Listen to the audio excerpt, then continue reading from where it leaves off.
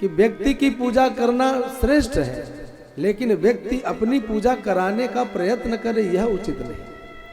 हमारे सनातन वैदिक परंपरा में पढ़ करके देखिए, इतिहास में लिखा है श्रेष्ठ बनाया जाता है, श्रेष्ठ बना नहीं जाता।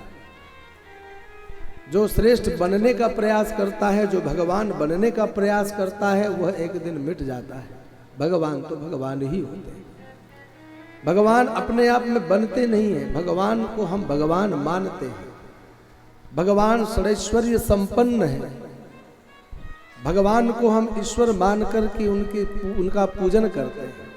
हमारी मान्यता है कि इस मूर्ति के अंदर भगवान है और वही मूर्ति तदाकार हो जाती है, हमें सब कुछ देने लग जाती है। लेकिन जो कहते हैं कि मैं भगवान हूं, इंद्र सरीखे जाने कितने लोग हैं, आप लोग जानते ही हैं। इस समय समाज में खूब देख रहे हैं कि नाना प्रकार के लोग भगवान बनते हुए दिखाई दे रहे हैं। ऐसे ऐसे लोग दिखाई दे रहे हैं जो कहते हैं किसी की पूजा करने की आवश्यकता नहीं है, ये मेरी तस्वीर ले जाओ, इसी का पूजन किया करो। और इतना ही नहीं कि उनके भक्त और उनके संप्रदाय के लोग उनके लिए स्तोत्रों की रचना कर देते हैं। जैसे रामचरितमानस है, ऐसे लोगों के लिए अलग अलग रामायण बना दी जाती है। अब आप बताइए कि जो भगवान बनने का प्रयास किए अथवा करते हैं, उनकी दशा क्या हो। भगवान तो वह है जो सर्वांतर्यामी रूप से घट घट में विराजमान है। कर्तुम अकर्तुम अन्यथा कर्तुम सर्व समर्था स ईश्वरः।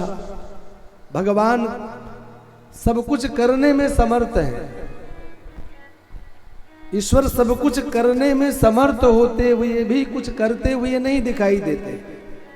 भगवान कृष्ण के चरित्रों को पढ़ करके देखिए, कहीं पर भी उन्होंने यह नहीं कहा कि मैं ईश्वर हूं।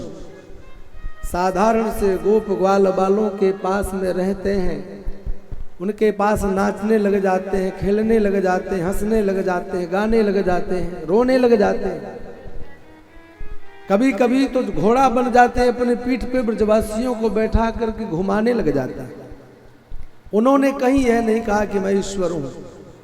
ब्रजवासियों के सामने साधारण बालक बन करके लीला करते रहे। लेकिन आजकल मानी, ऐसे ऐसे मानी लोग, इंद्र के जैसे मानी लोग, जो अपने आप को ही श्रेष्ठ बताकर भगवान की भगवत्ता को एक किनारे रख देते हैं और अपनी ही पूजा करवाते हैं, उनका हाल भी इंद्र के जैसे ही होता है।